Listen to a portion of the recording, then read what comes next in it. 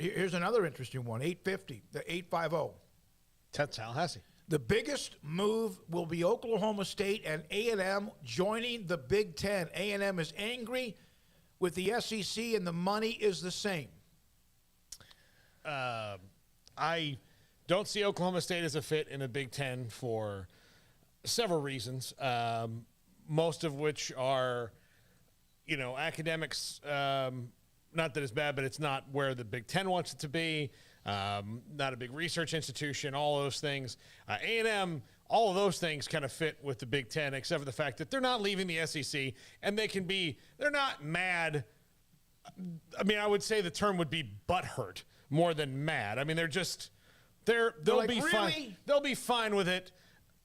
They'll be fine with it, and they've left another conference because of someone being in it before. Yeah, but it wasn't like, oh, Texas is here, we're leaving. I mean, it was a little more complicated than that. Yeah. I mean, give them some credit that it wasn't just, we're taking our ball and we're running away. Like, you could view it that way somewhat, but it wasn't exactly that scenario. And it's not like they were the only school that left.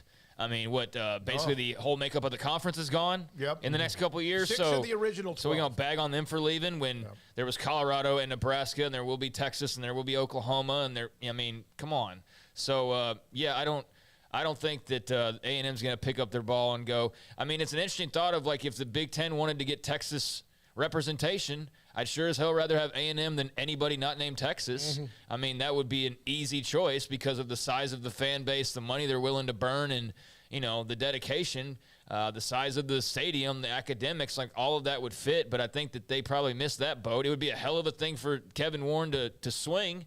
But I don't know. I think that as much as that would I could see it both ways. I could see that where that would be a genius move for A&M to pull off. But I also think culturally they're way better off in the SEC. I mean, if anybody was more of a Big Ten feel, I think that would be Texas. And Texas probably could have gone anywhere they wanted to at any number of times. And I remember there being Big Ten rumors out there at one point in time. I don't know how close that actually ever came to being more than just a message board topic. But wouldn't surprise me if that was explored. And I do know for a fact there was some A&M Big Ten talks back in the day that fizzled out for whatever reason. I was just reading about that like a week or so ago, as a matter of fact. But, I don't think that they're going to bolt from the incredible situation they have. It's just an annoyance. It's you have your dream setting, and all of a sudden the thing that you don't want to be around is around again. The person you don't like is back in the office, and you're just like, oh, great. It was so nice here. Now James is back, That's basically what it is. But guess what? You're both going to get big, fat paychecks, and it's not going to be a perfect, angelic setting, but I think ultimately you're going to both love, whether you want to admit it or not, that you're playing each other again.